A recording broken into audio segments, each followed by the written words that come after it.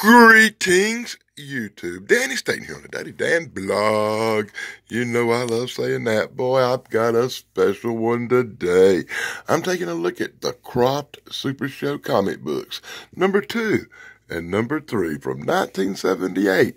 Remember, I did a number 1 from this series a while back. You can see that video here on the Daddy Dan blog. I'm also going to put this video up on the Fat Comic Book Guy because it's probably going to be just that cool. The KROFFT Super Show came out in 1978. Featured a lot of really cool shows.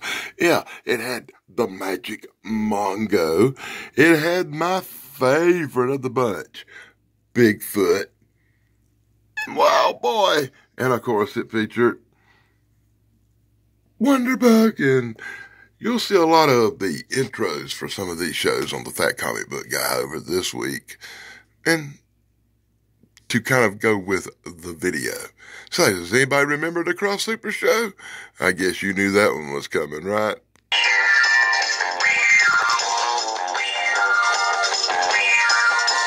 Don't get left behind. Take a trip with us today. We will lead you to a land of dreams. Broadcast some super shows. They will blow your mind away. When you join us, you'll know why we stay. It's just a crazy world where anything goes down, where most of what appears isn't true. So in this crazy world, we like to be downtown and laugh and night along with you. Super Show. The KROFFT Super Show. Hey, it's me, Captain Cool, and the Kongs. Super Chick, Turkey, Nashville, and Flatbush. And the howdiest show on earth, the KROFFT Super Shows, starring Wonderbug. In a junkyard leading to the ground, there's a pile of cars. Looking for an old car, found a funny sled car, with Mickey Mouse. Found a magic horn, a new car was born. The toughest of the toughest, two good cars. Wonderbug. Wonderbug. Wonderbug. Wonderbug. Fast and fast, smarter than smart. Wonderbug. When you hear the horn, help is on the way. So clap your hands. Hooray for the wonderful, wonderful. Walking on the beach, just having a real good time. Found an old bottle, I didn't see much of a find. No. What a surprise, in front of our eyes, took off the top, and some magic Mongo. Originating me, magic Mongo. Nothing really will be magic Mongo. Originating me, magic Mongo. Well, I guess that's enough of that. I guess y'all get the idea. And I'm even going to throw another one in, another little clip, a little bit later on. So let's get started with this number 2 from 1978. The KROFFT Super Show comes alive here on the Daddy Dan blog and the Fat Comic Book Guy. Inside the front cover, we get some Captain America Twinkie action. I bet all the little fat kids who eat that back in 1978 all have diabetes now. Oh, my goodness. And, of course, we're going to go right to the chase with the Magic Mongo and the Fear Wand. The guys are hanging out at the beach, and along comes the biker bullies. Oh, no. Better call Mongo. This means trouble when these motorcycle creeps show up. So they call Mongo. And Mongo shows up looking like a genie from Aladdin. What? And then he changes it to a caveman because his magic works really really backwards. And then he changes into himself, the way he looks in the TV series. Magic Mongo's got a wand. He says it's the fear wand. It's a little special thing he's brought. It shows you what you fear. He shows it to the skinny chick, and instantly she sees a cake.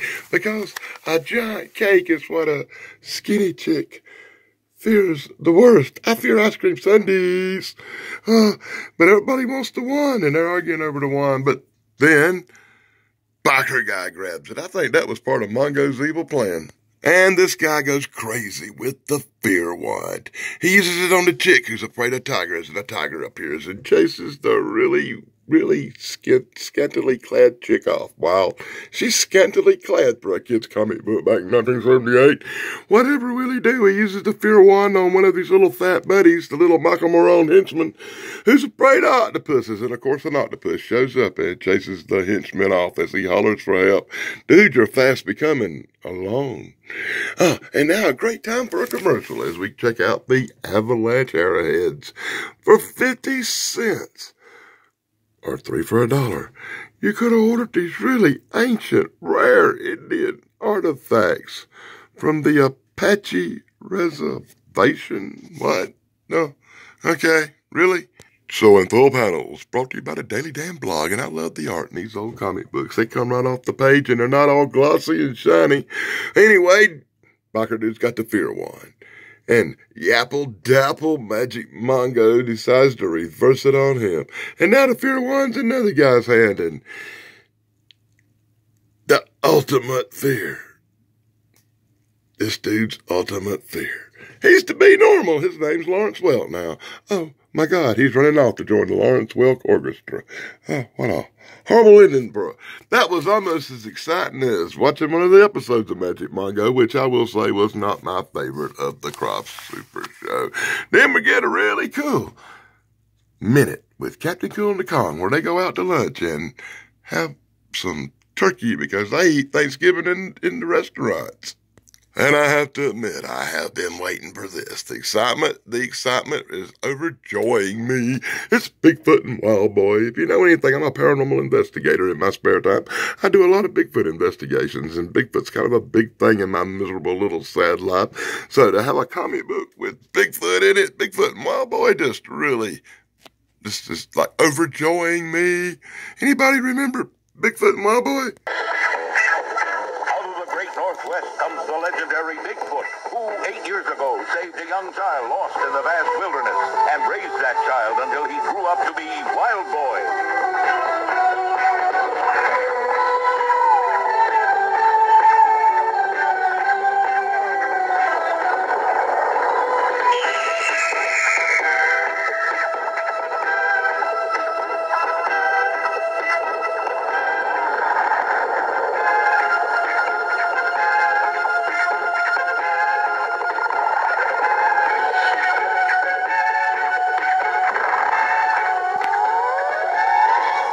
Now that's what I call the good stuff. And now's a good time to tell everybody, be sure to check out my friend Dave Sunstorm and his brother Steven Sunstorm over on YouTube. You know, the good stuff, guys. And be sure to check out my friend Pat McCormick at the Golden Rage of TV here on YouTube, as well as Trash Pondo Puns, my partner in crime, and Ian at Retro Serial.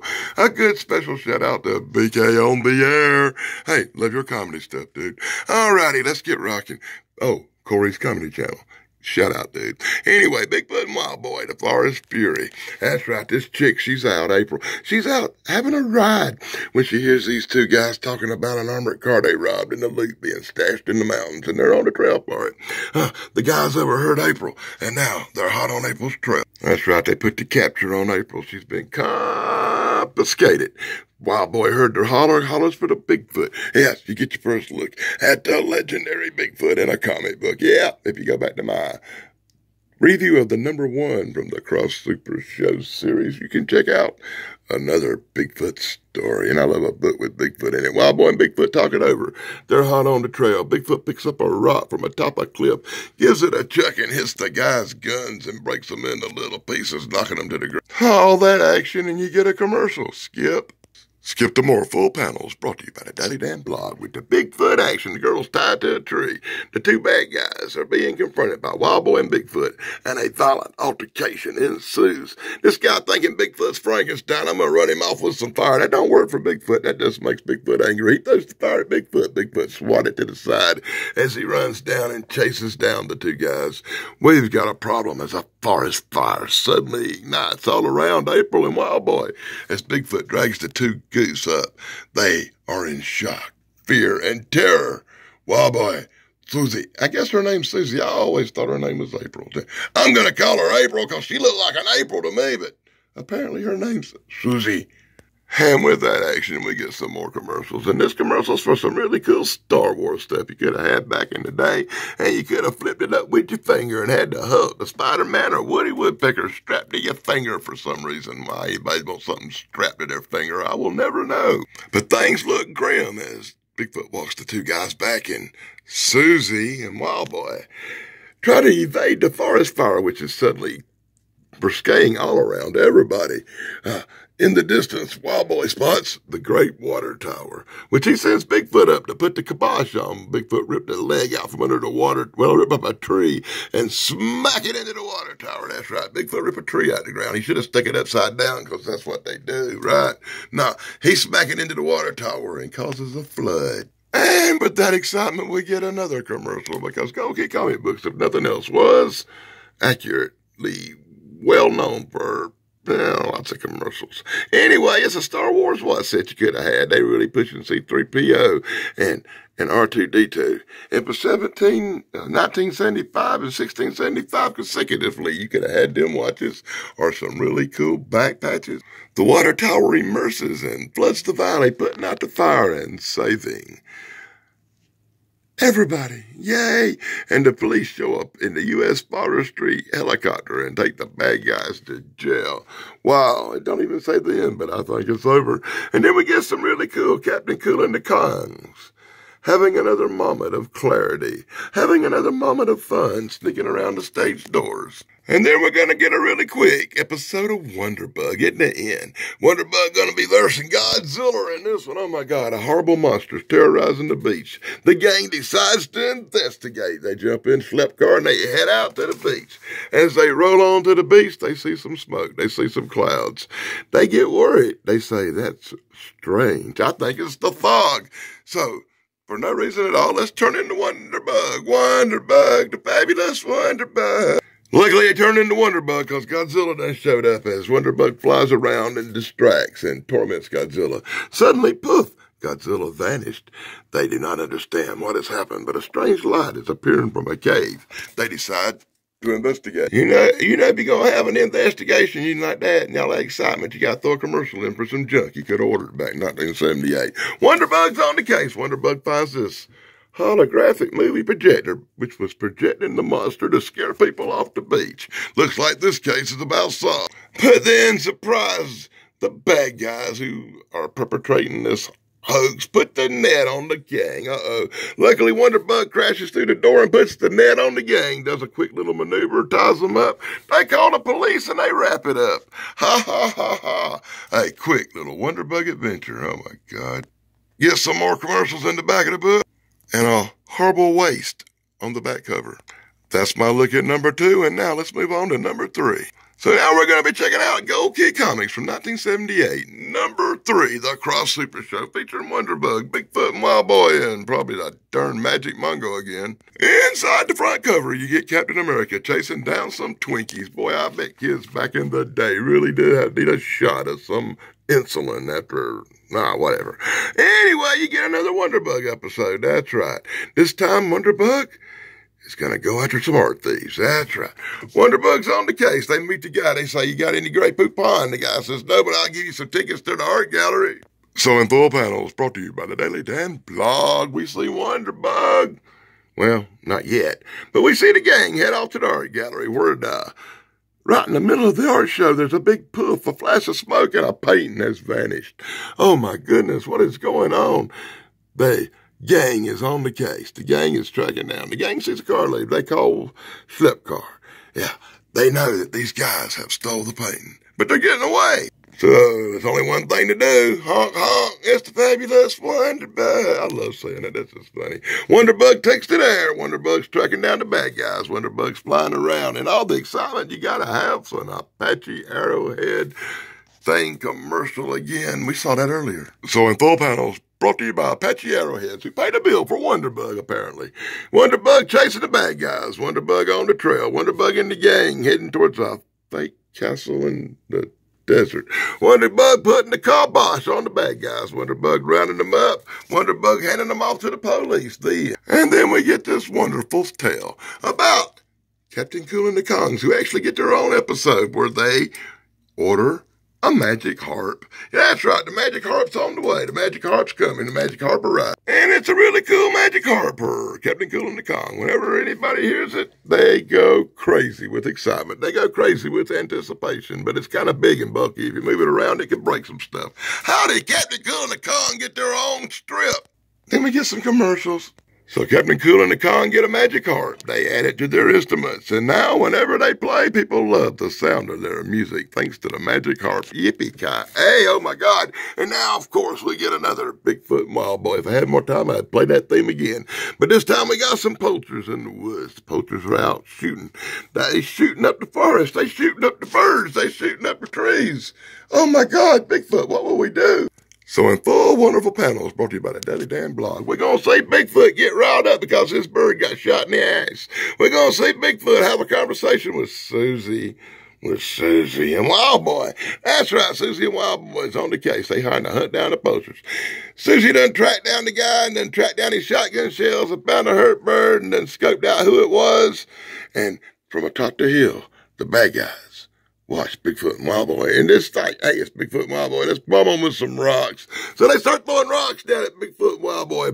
Oh my God, the rocks could hurt. One's headed right for Wild Boy's head, and Bigfoot drop kicks it WWE style. Maybe Andre the Giant's playing Bigfoot in this one because he drop kick it WWE style and knock the rock right out of the way. Oh my God.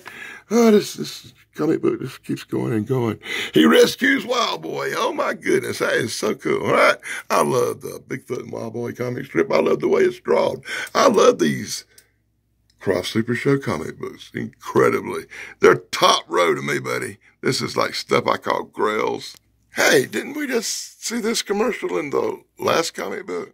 Y'all have to forgive me. It's so rare that I do a double shot of comic books, but I thought in this case, both being the same thing, I'd do it. I got a couple more double shots coming up too. So y'all might have to sit through a little bit longer video, even though I will try to rush out stuff towards the end on these doubles.